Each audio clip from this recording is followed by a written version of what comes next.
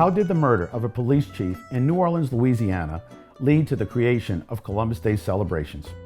My name is Charles Geno Marsala. My ancestors traced their roots to Sicily.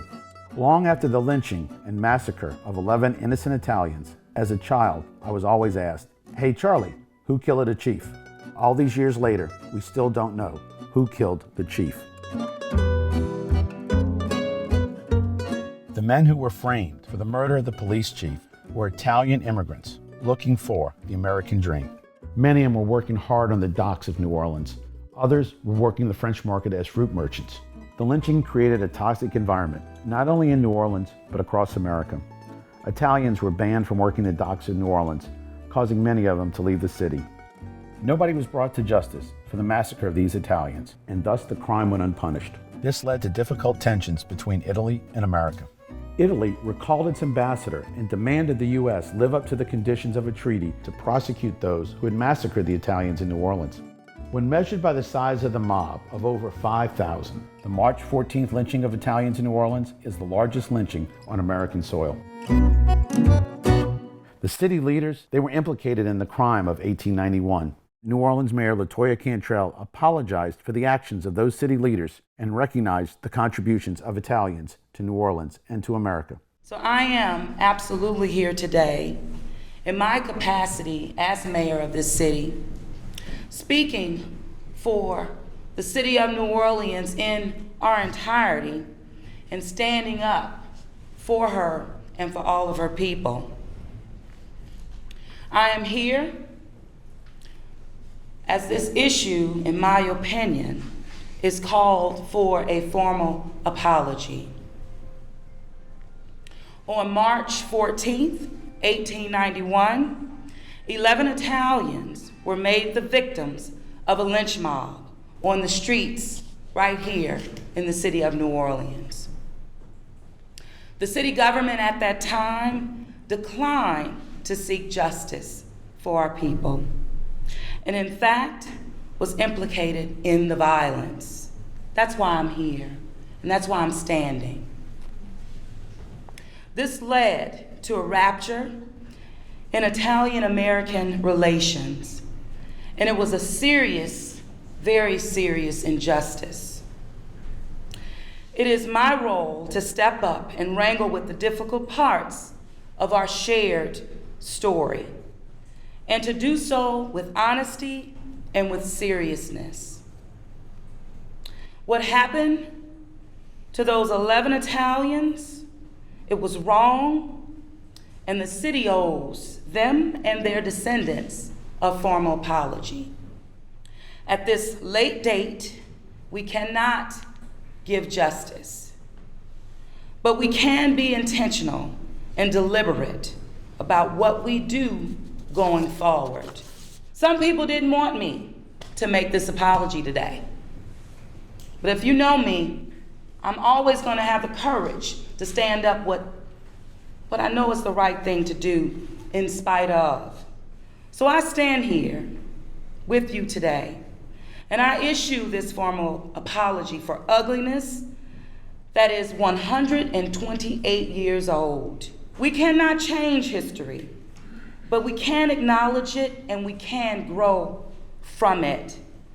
So I want to say thank you to our Italian American community who has made New Orleans what she is today. It's a fact. It's a fact. For your contributions to the culture and economy, our landscape of our city, and of course our country. We cannot deny that. Hi, welcome to our documentary on the 1891 lynching of Italians in New Orleans and the subsequent consequences that happened in the following years. You just saw a clip from Mayor LaToya Cantrell, who issued a formal apology for the involvement of elected officials in that lynching.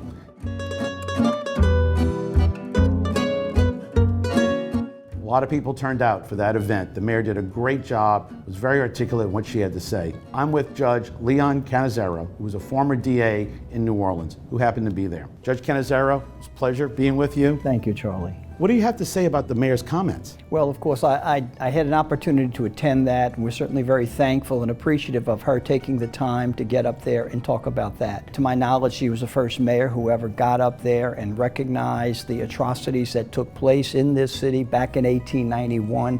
And so I know that everyone was very pleased to see her. We're very grateful and thankful for her doing that for us. It meant a lot to us and to people in our community. You know, as we look back on that event, we look back to the 1880s to 1924, 4 million Italians immigrated to the United States. Unfortunately, starting in around 1884 up until around 1920, half of those Italians returned back to Italy because of the experience that they had to undergo in this country. Times were very tough for them. They experienced a great deal of prejudice and bias. Their customs were different. Their traditions were different. Their language was different. They were darker-skinned people, and many people had a very difficult time accepting them and accepting their ways of life. It was during this time period when Chief Hennessy was in fact shot and killed.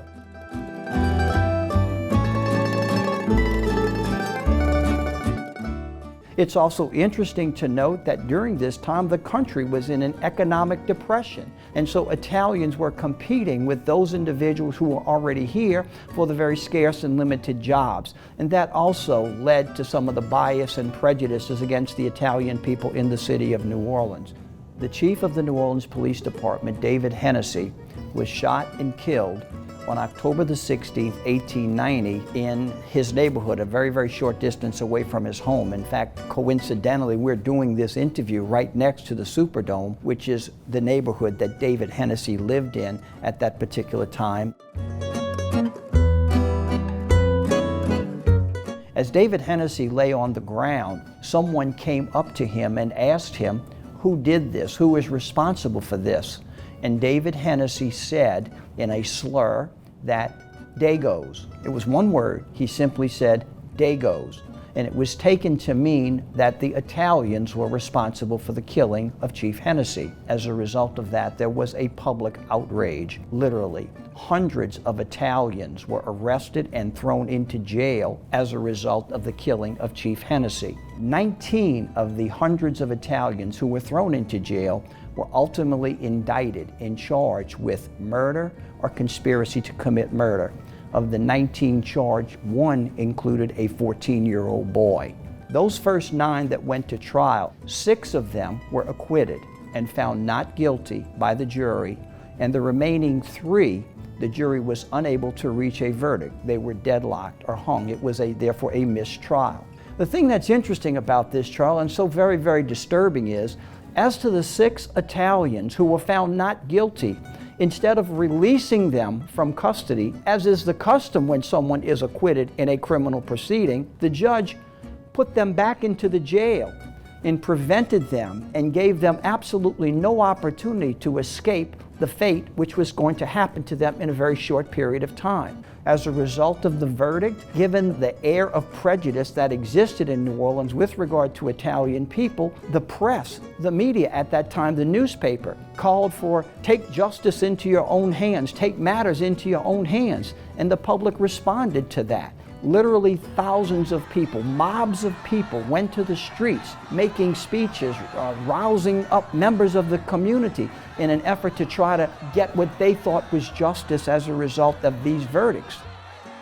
On Saturday morning, March 14th, a mob gathered at the Henry Clay statue on Canal Street. After being riled up by speeches, they marched to the prison, which today is where the municipal auditorium is. They couldn't get in the main door. James Houston, who knew the prison, said, let's go to the side door at St. Anne and Tremé, where they busted in that side door. They'd already picked the marksman to go in, so the mob stayed outside, where 60 men with their Winchester rifles were led into the prison with a target list of who to kill. They found the Italians they needed, and they shot them.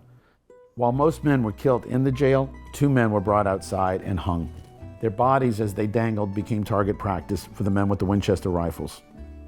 In the end, of the 19 men that were indicted, 11 were killed and 8 escaped death, including 14-year-old Gaspar Marchesi. When the smoke settled, there were many unanswered questions. The front page ad in the paper that day had been paid for by the Committee of 50. Who were they? What was their purpose? How were they created? The Committee of 50 was created right after the death of Police Chief Hennessy by Mayor Shakespeare. And then he got $15,000 from the city of New Orleans to fund their operations. So Leon, the Committee of 50, Mayor Shakespeare is so aggressive, he forms that the next day. A ridiculous or an absurd situation where the mayor gathers some 82 people on this Committee of 50, and then he goes to the city council and asks the city council to appropriate $15,000 that is given to this Committee of 50 for the sole purpose of trying to investigate and determine what exactly happened as it related to the chief of police. A very, very unusual situation to have the mayor essentially appointing an arm of the prosecution, a prosecutorial body under the guise of Committee of 50.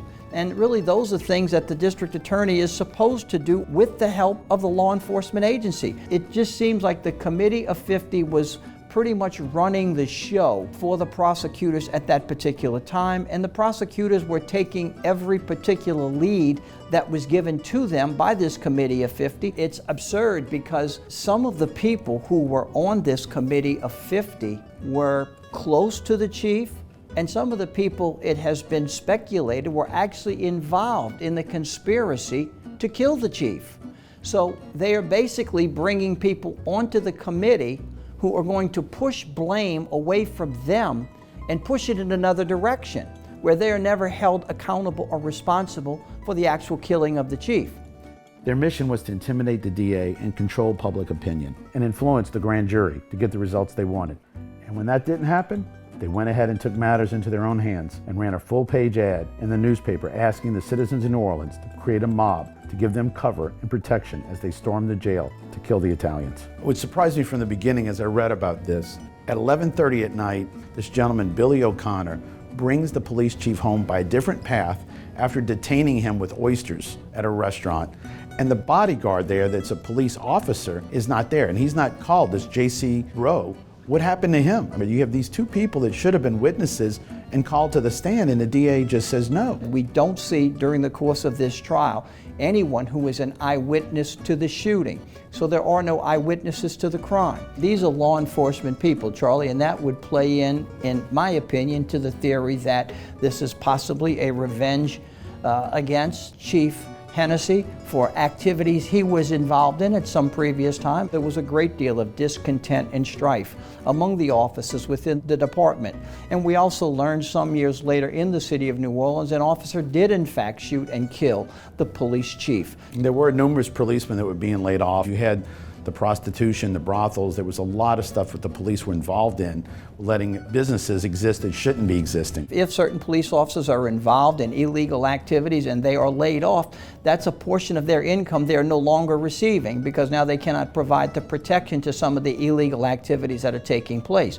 So they would have a motive or a reason to want to get rid of this chief of police so that they might be able to resume their nefarious and illegal activities. Hennessy's bodyguard, this gentleman, Billy O'Connor, he runs after he's been shot, supposedly, and says who did it, and he tells this guy Dagos, and the DA does not call this guy to the stand, but he's the only guy that heard him say this, supposedly.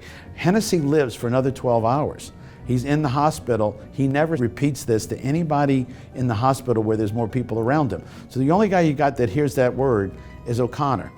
And he left him, and his job was to walk him home. Why wouldn't the DA call him? That witness is never, ever called, and that would be at least the basis as to why these 9 people are sitting here on trial today. And I have to believe, as a prosecutor, as a former prosecutor, I'm going to ask that witness, well, what did he say? Maybe he never even made that statement.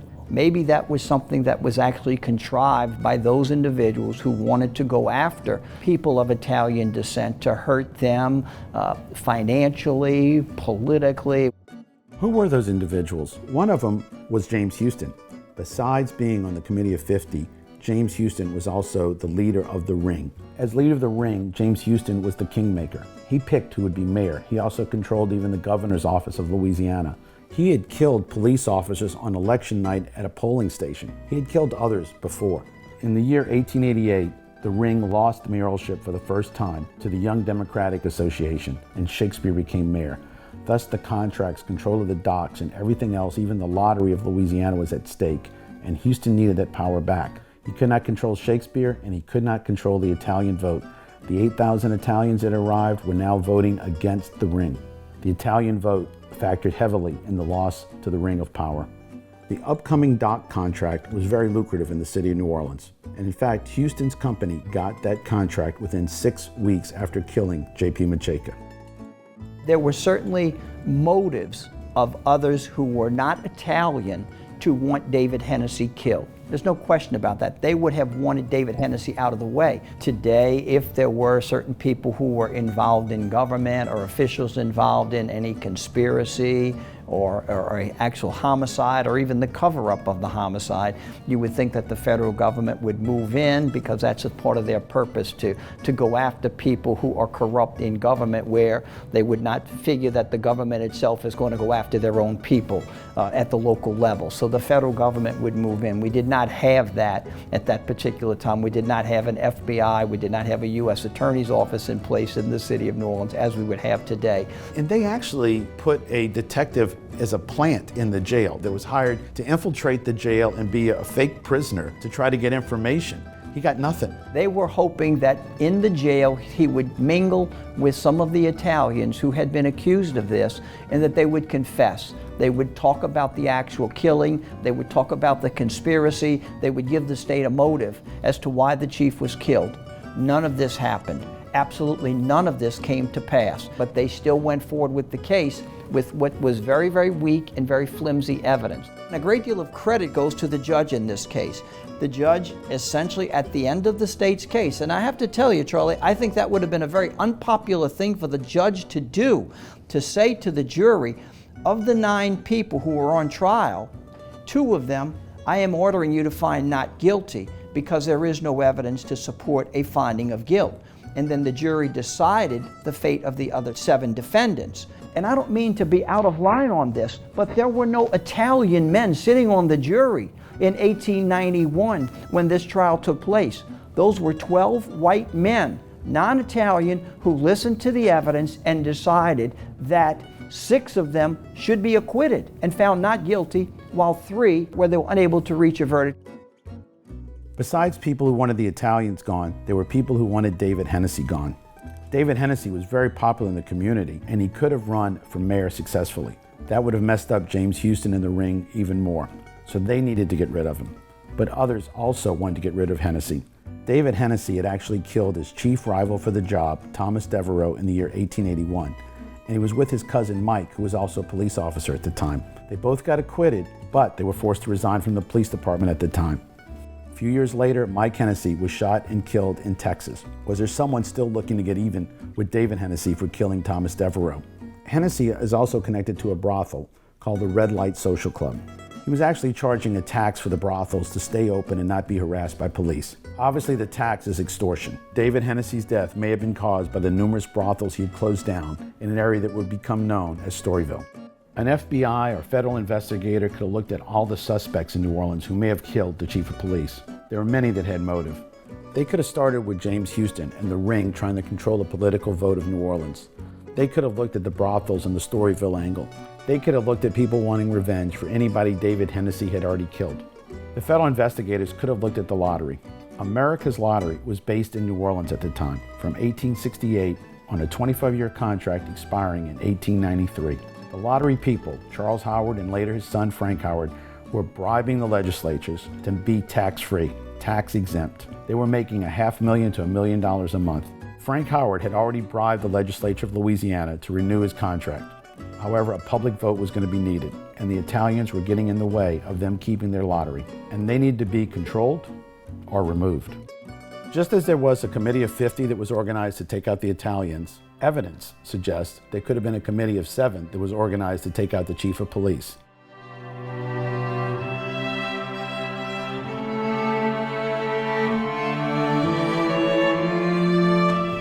Gentlemen, thank you for being here. Thank you for accepting my invitation. The game tonight is going to be down the river. If you want to buy in, it's $100, $50 minimum bet. If you're feeling lucky, let's ante.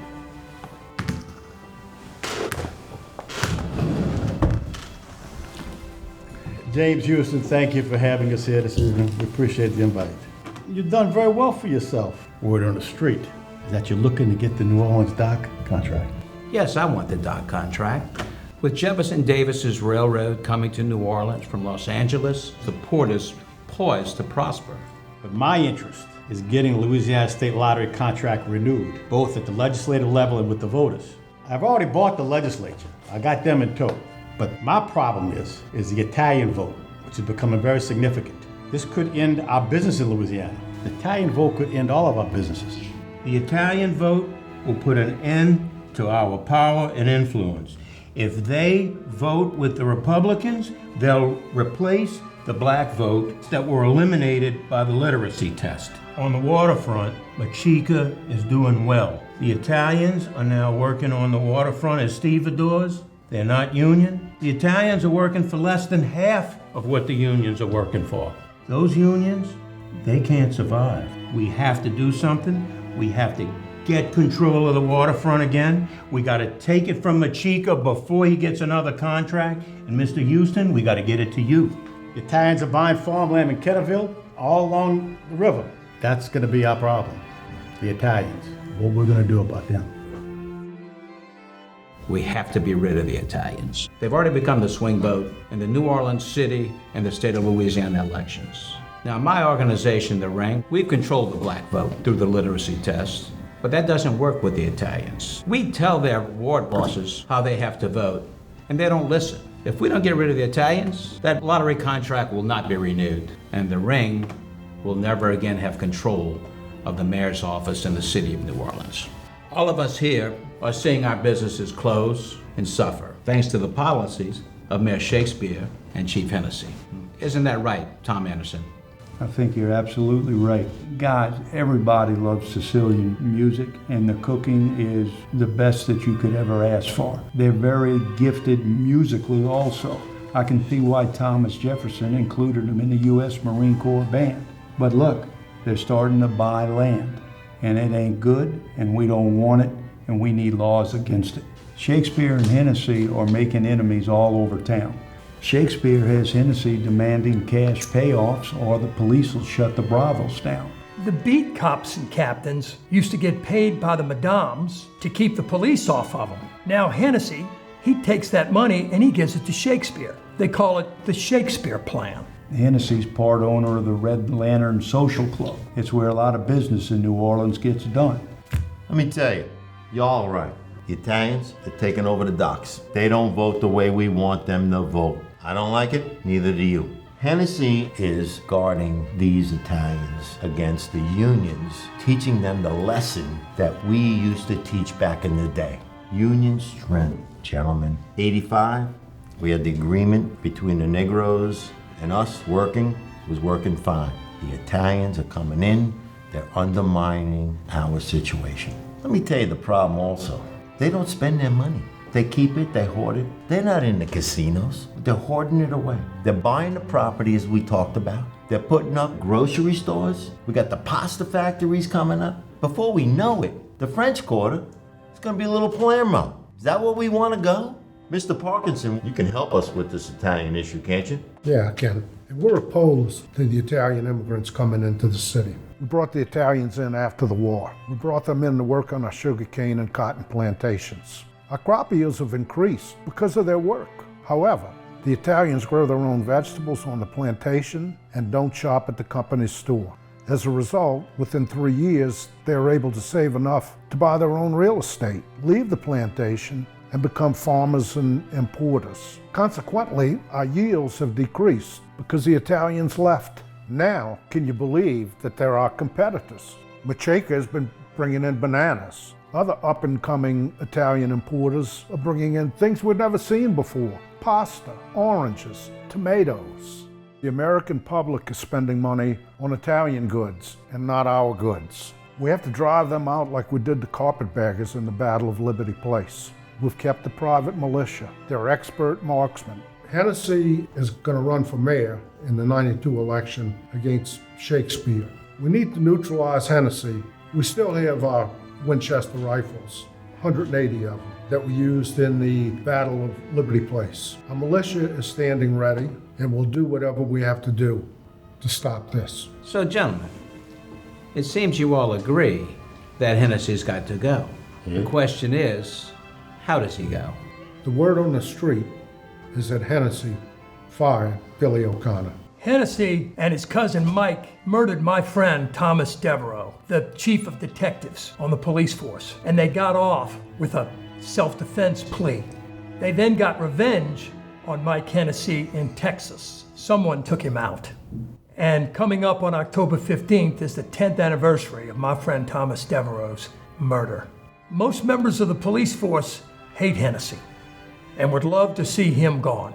Some of them want to kill him, but they just need a way for it to go unnoticed. Devereaux's friends still appreciate how Mr. Houston used his influence with Mr. Howard's paper to help bring murder charges against Hennessy on Devereaux's death. Then Hennessy was acquitted. And then, lo and behold, Shakespeare brings him back to be the police chief. No one gets off better than you, Mr. Houston, in using a self-defense plea. In 1882, you killed Police Captain Michael Forche. So, Mr. Houston, what are you saying? Why are we here? Are we planning another self-defense murder? We have to get rid of these Italians. We have to get the mayor, Shakespeare, out of office. We need control of the docks. We need control of the mayor's office and the lottery. Just like Hennessy murdered his rival for chief of police, Thomas Devereaux, maybe something similar happens to him. The shooters could be former policemen that Hennessy has fired. Mr. Howard's newspapers could blame the Italians. Chaos. And who quells the chaos? The Young Men's Democratic Association. So, gentlemen, what do you all think?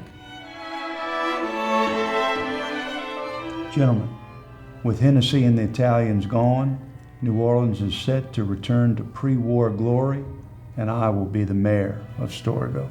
James, you did well. You got that ordinance passed, banning the Italians from the dock. Works out well for all of us. With Hennessy gone, police jobs are now secure, and I'm in line to be the next police chief. My papers was able to influence the New York Times to do an editorial making the riflemen citizen heroes. The Italian vote's been eliminated. I expect to be mayor. We're gonna control City Hall. I think we're gonna have an Irish chief of police. And I think we are gonna make a lot of money. Getting rid of the Italians is what my men were trained to do. And if they come back, we'll do it again.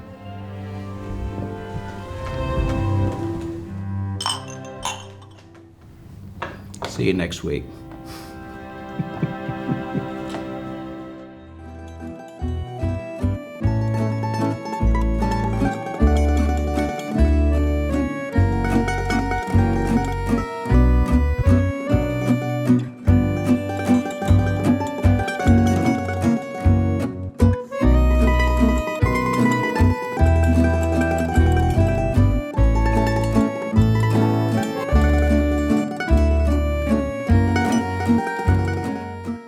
So Leon, after the massacre, the Italian government steps in, the ambassadors recall, this starts to escalate. And the Italian government wants America to honor a treaty that says you have to prosecute murderers who kill Italian citizens. That seems to be a very fair and a very reasonable request by the Italian government. There are people in this country who have come from Italy. There were some of these individuals were still citizens of Italy. And so for the Italian government to say, would you guys take some action against those individuals who are responsible for this murder, 11 innocent people, could you take some action against them? And the government basically responds by saying, there were so many of them, we can't indict or prosecute all of them, so we're going to take action against no one. We know that the Italians recalled their ambassador to the United States to return home, and we know that as a result of that, the President of the United States was in a very, very uncomfortable position. The papers take it a step further and seem to imply that Italy is threatening war against the United States. The newspapers were totally incorrect and inaccurate on that. There was never any declaration of war by Italy against the United States. at that time. President Harrison gives $25,000 to the Italian government to give to the families of the victims who were massacred. The relationships get strained. President Harrison has to figure out a solution to keep peace with the Italian community. What does he think to do? Well, he comes up with a plan to honor the Italians by making a national holiday for Christopher Columbus. It's the 400th year anniversary of Christopher Columbus's discovering of America. Leon, at the event that we had where Mayor Cantrell did the apology and recognition, there were Italians that came from around the country. And we had people from New York that came. We had another woman, Mariana Gatta, who came in from Los Angeles. My great-grandfather arrived in New Orleans in 1897, and he worked in the sugarcane industry for a season, scraped together his earnings, and sent for the rest of the family who remained in my ancestral village of Lucca Sicola, Sicily. I think it's important to recognize that the 1891 lynching of Italians in New Orleans did not occur in a vacuum. It was but one expression of the growing animosity towards Italian immigrants, both nationally and locally in the southern United States. Nationally, the event coincided with a push to pass legislation that would limit Italian immigration to the United States and bar Italians from entering the nation entirely. It also occurred in tandem with the growing eugenics movement and the publishing of political cartoons that depicted Italian immigrants escaping from the slums of Europe with words such as murderer and criminal written on their backs. It took place at the same time that immigration officials were racializing Southern Italians when the US government created the designation Southern Italian on immigration documents.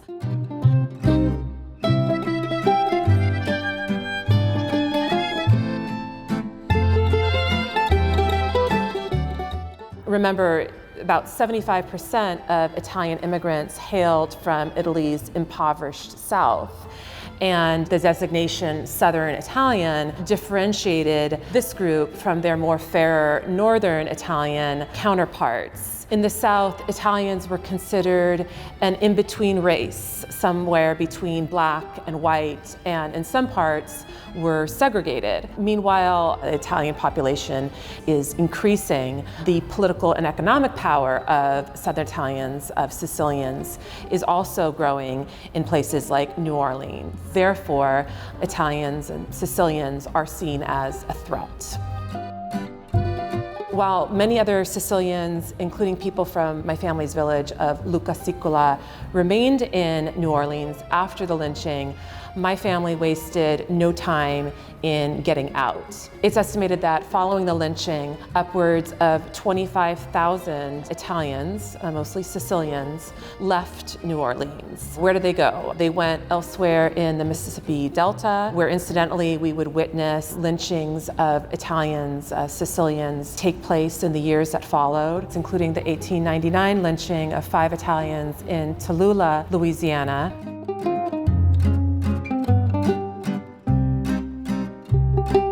And just recently, the state of Mississippi, where the victims were buried, created a marker in memory of these largely forgotten victims of racial violence. In fact, between 1890 and 1910, Sicilians were less than 4% of the population, yet they constituted 40% of the so-called white victims of Southern lynch mobs. By the time my family settled in the southern Italian city of Pueblo, Colorado, which was then a steel manufacturing hub for the nation, there was a gentleman by the name of Hector Chiagliarone, who had emerged as a leader of Pueblo's Italian-American community. Chiagliarone was a journalist. He was the founder of one of Pueblo's Italian-language newspapers. He was also the president of the Colombian Federation of Italian-American Societies, which was an umbrella organization of Italian-American groups throughout the nation. In 1892, the year following the lynching, Chialirone and another Italian from Pueblo, a gentleman by the name of Colombo delle Quadri, traveled to the Colombian Federation's National Convention. The men addressed the crowd, the thousands of attendees present. Chialirone and delle Quadri implored the attendees to return to their respective cities and towns and raise money to create monuments dedicated to Columbus across the nation. And the men's advocacy worked. In the years that followed, we witnessed a proliferation of building of Columbus statues and monuments all over the nation.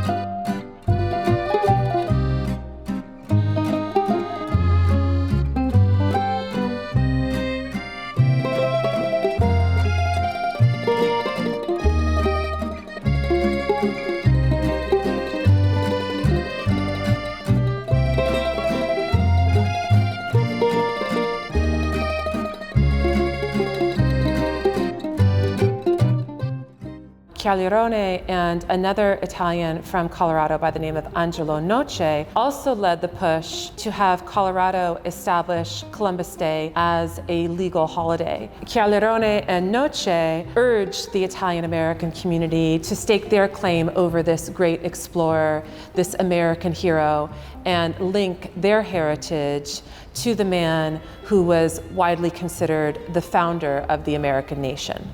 This I interpret as Chialirone, delle Quadri, and other leaders of the Italian-American community's attempt to really uplift Italian-Americans and identify Columbus as a person of Italian extraction to be proud of. I believe this was their attempt to communicate that Italian immigrants weren't the Dagos as they were portrayed by the media, but the descendants of great explorers. In 1907, Colorado becomes the first state in the nation to establish Columbus Day as a legal holiday. Chialirone and Noce, along with the Knights of Columbus, would also be the catalysts behind the creation of Columbus Day as a federal holiday. Following the founding of the American nation, our leaders were looking for a hero that was free of association from the British, and they selected Columbus. In the years that followed, the feminine version of Columbus's name, Columbia, is personified as this goddess. Columbia becomes the symbol of the American nation that actually predates Uncle Sam. We also see just a plethora of places, features, institutions named in Columbus's honor, from the Columbia River to Columbus, Ohio, Columbia Records, Columbia University, which had previously been King's College, of course the nation's capital, Washington, the District of Columbia, companies like Columbia Sportswear, CBS, which is the Columbia Broadcast System, and then of course the moon rocket and the space shuttle.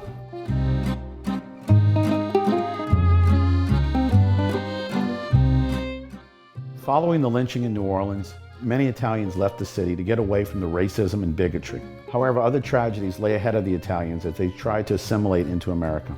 The Italians looked for other industries to get into. One of them was mining. But the mines in America at the time had no safety standards. There was no OSHA. So many of the mines were poorly built, so mine collapse would happen frequently. Mother Cabrini once said that they were digging their own graves. In fact, in 1907, a mine would collapse in Monongahela, West Virginia, killing 169 Italians.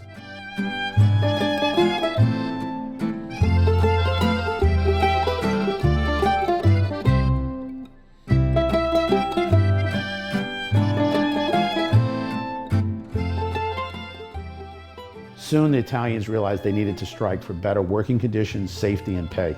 A few years later, in Ludlow, Colorado, a strike would be called. Tragedies such as the Ludlow Massacre, which took place in 1914 in a little town in southern Colorado, where striking coal miners who were agitating for better wages and living conditions were attacked by guards hired by their employers and members of the Colorado National Guard, and 25 people were killed, the majority of which were women and children as young as 3 months old. In this former mining town, you'll find a monument dedicated to the victims of the Ludlow Massacre. The Ludlow Massacre was a watershed in American labor history that would, slowly lead to some of the reforms that would impact, workers' lives across the nation and lead to many of the rights that we take for granted today. The celebration of Columbus Day has come increasingly under fire in recent years. The accomplishments of the Italian explorer, who sailed most famously under the Spanish flag, have been revisited, revised, and by some even reviled. In some parts of our country, the holiday honoring his legacy has been recast as Indigenous Peoples Day, in remembrance of the hardships and oppression Native peoples experienced as a result of European colonization. Now, there is some validity in that, in all honesty, but there is also validity in the pride that Italian Americans still feel for the explorer.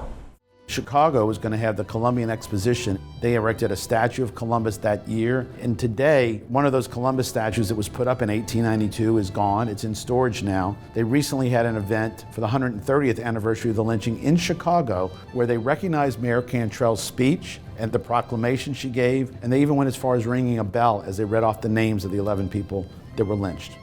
Antonio Bagneto, James Caruso, Loreto Comitis, Rocco Geraci,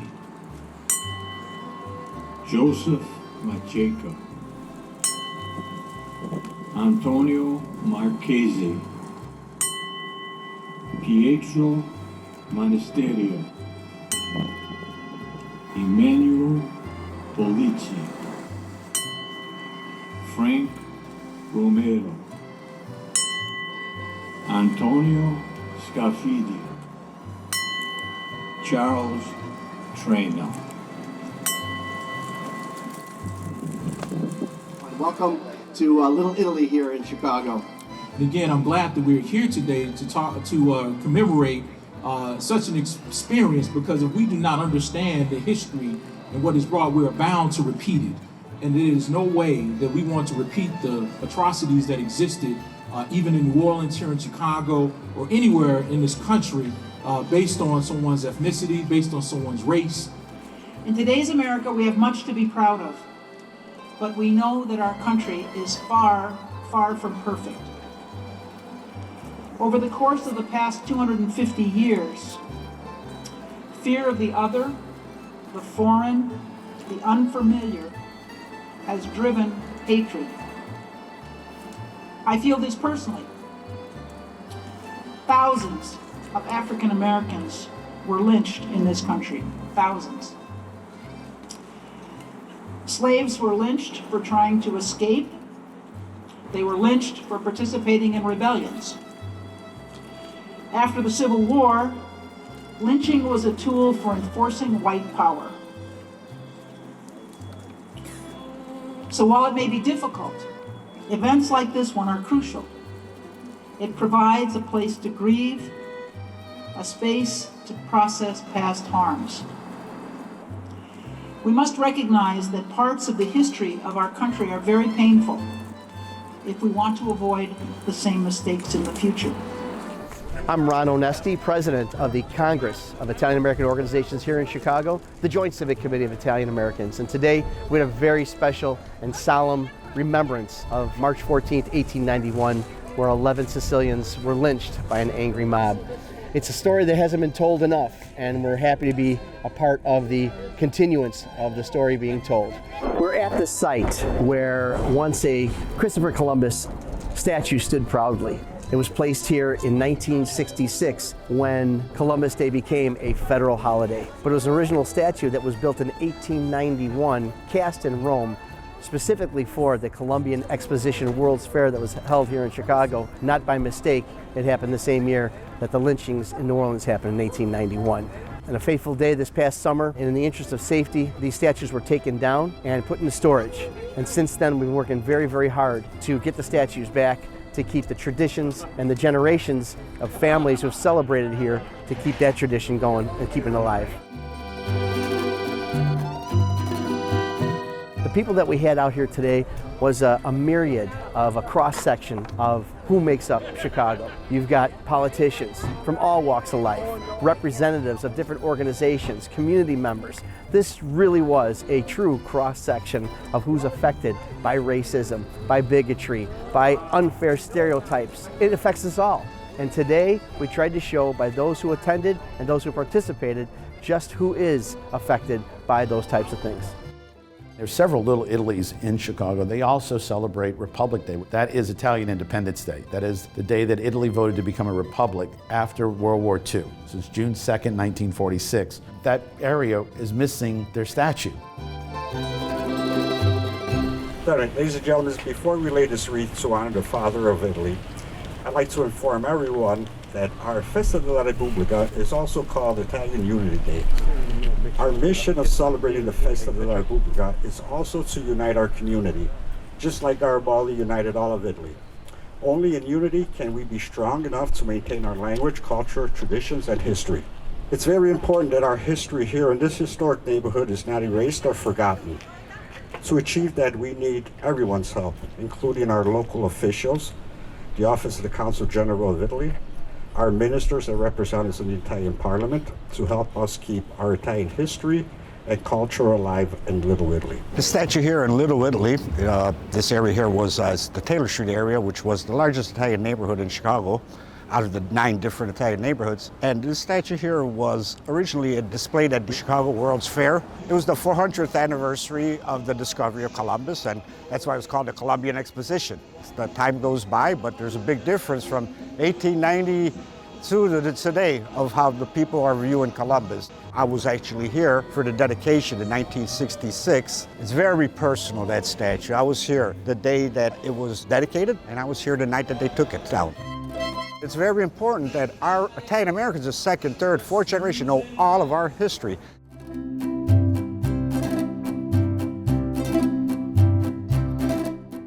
All across America, there are Little Italys, where the core values of faith, family, and hard work, plus respecting the ancestors, are passed on.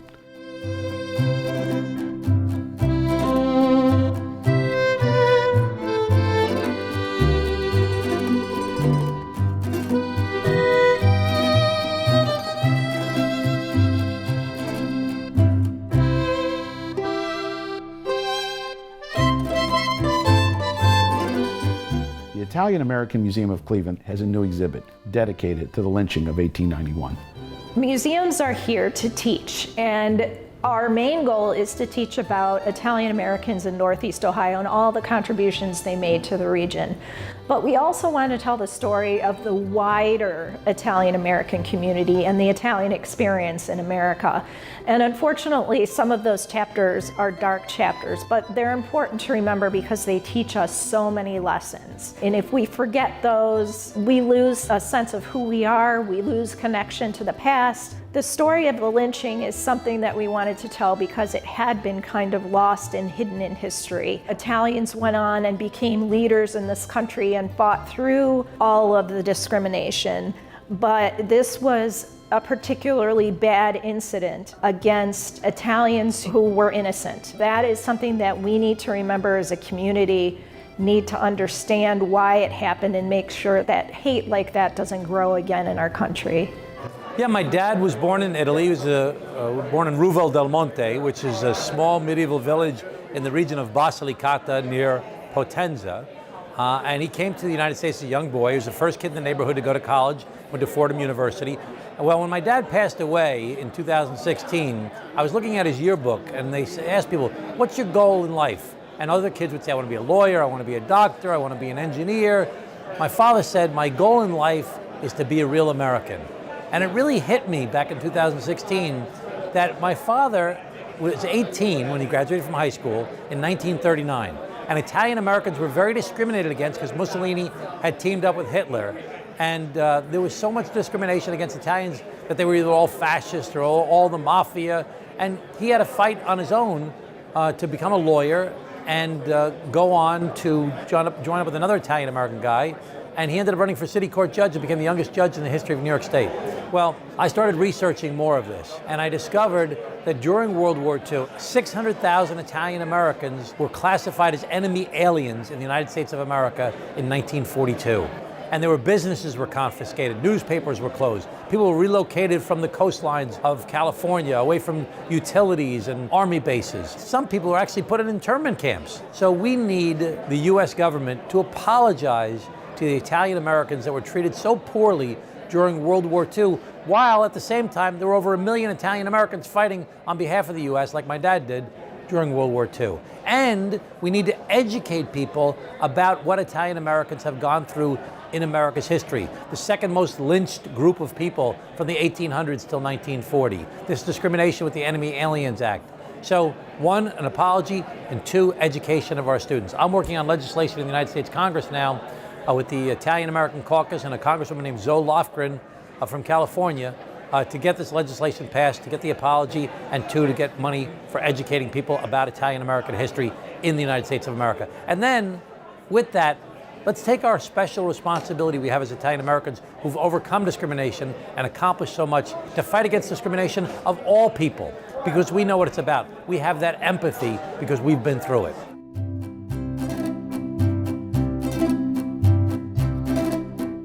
What you guys do in New York, the Columbus Day Parade is fabulous. Well, we're very proud of our Italian heritage, and we've been fortunate to have been blessed with the parade in New York. We organize it every year. Actually, we organize it year long. You know, it happens every day on Columbus Day. So 35,000 people? We have 35,000 people marching, and we have about 1 million spectators if we have good weather. We're broadcast on WABC and in many other regions around the country and in Italy as well. It's a big event that goes on for days and days and days, and they close all the streets down. So the Italian influence in New York? Big, big, it's big.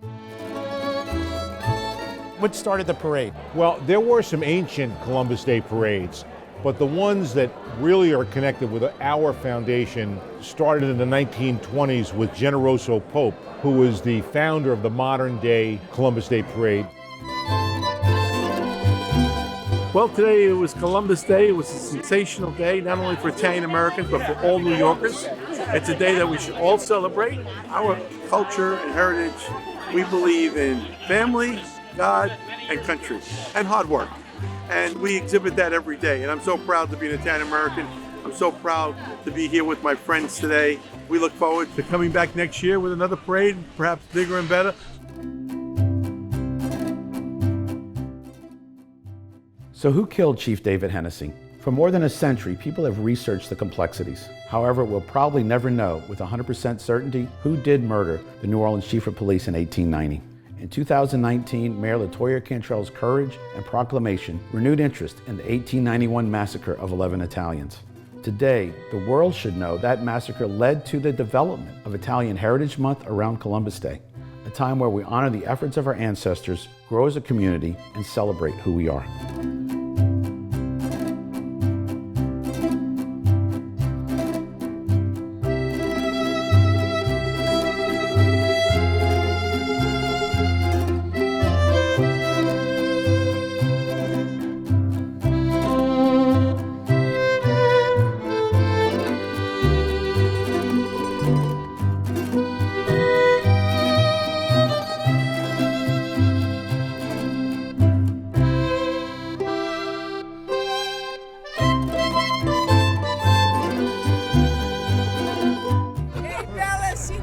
Tanti grazie. Bellissimo! Grazie per questa bella giornata. Questa bella giornata. È molto vento, wow. Ciao amici dalla C'è la luna, mezzo mare, di mamma mia. Ciao, bello. Perché mi visionare, mamma mia, pensarci tu. From in Sicily. We're from Agiera. It used to be called San Filippo di Agiera. Do you know where it is? We come every year. We love it. It's great. It's just a great chance for us Italians to come out, enjoy ourselves, celebrate our heritage, and Christopher Columbus, of course. My father used to take me when I was young, and so me and my daughter come every year. New York City Department of Corrections Columbia Association. Proud to be here. Happy Columbus Day. President Tony Stoma, Department of Corrections Columbia, Joe Marshall, National Council Delegate. Thank you very much. It's a great day. Biggest parade after the pandemic.